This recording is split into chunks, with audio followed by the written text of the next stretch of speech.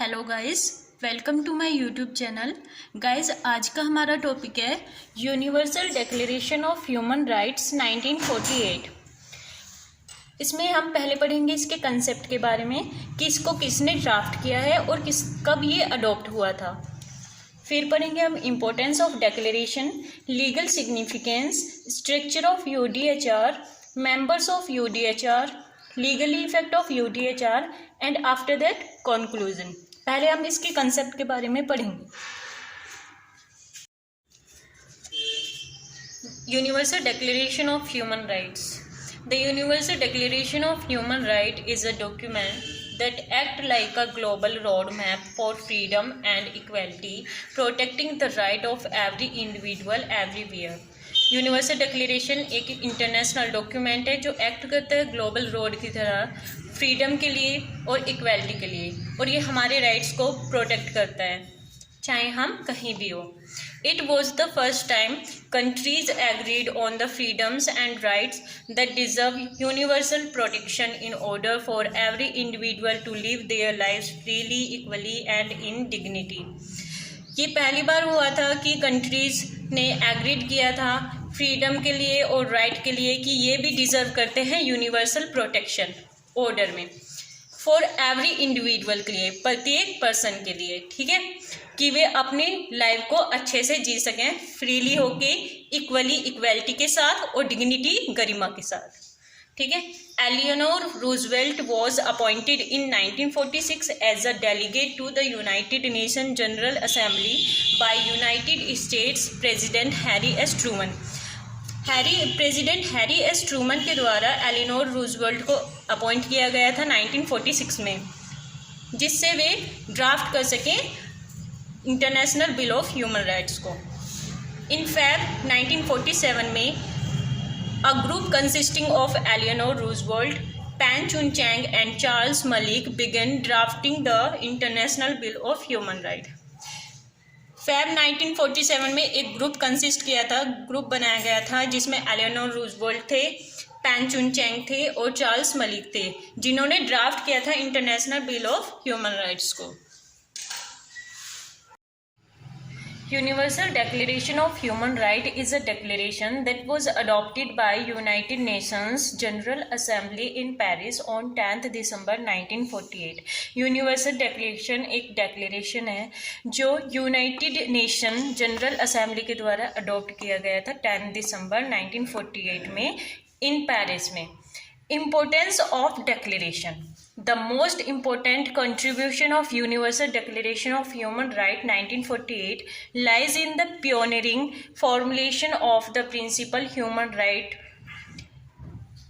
Universal declaration का बहुत महत्वपूर्ण योगदान था, वो ह्यूमन राइट्स के जो प्रिंसिपल होते हैं, सिद्धांत होते हैं, उनको पथ प्रदर्शित करने का काम करता है। The fundamental freedom that ought to be recognise, और फंडामेंटल फ्रीडम्स को रिकॉग्नाइज करता है। To reproach the declaration for the absence of the provision of enforcement machinery और फॉर द फैक्ट, जो हमारे एनफोर्समेंट मशीनरी होते हैं उनके प्रावधानों को अगर वो एब्सेंस होते हैं तो उस टाइम पे डिक्लेरेशन रीअप्रोच करता है। It is not a binding legal instrument is to misconstrued, ये लीगली बंधा हुआ इंस्ट्रूमेंट नहीं है, इसलिए ये गलत है। Misconstitute means wrong. It's original limited purpose to provide a generally acceptable catalogue of man's inalienable right. Inalienable right means जिसे हम छू नहीं सकते, वे राइट्स। तो इसका लिमिटेड पर्पस ये होता है कि ये प्रोवाइड करता है हमें वे इनएलिएनेबल राइट्स को। अब बात करते हैं हम इसके लीगल सिग्निफिकेंस की। It declare that human right are universal to be enjoy by all people no matter who they are और where they live. UDHR declare करता है कि ह्यूमन राइट जो है वो यूनिवर्सल है और इसे हर पर्सन इंजॉय कर सकता है, ये मैटर नहीं करता कि वे कौन हैं और कहाँ पर रहते हैं। Structure of universal declaration of human right. अब स्ट्रक्चर की बात करते हैं हम इसकी।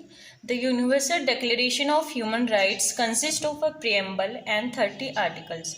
यूनिवर्सल डिक्लेरेशन कंसिस्ट करता है एक प्रियम्बल को और 30 आर्टिकल्स को।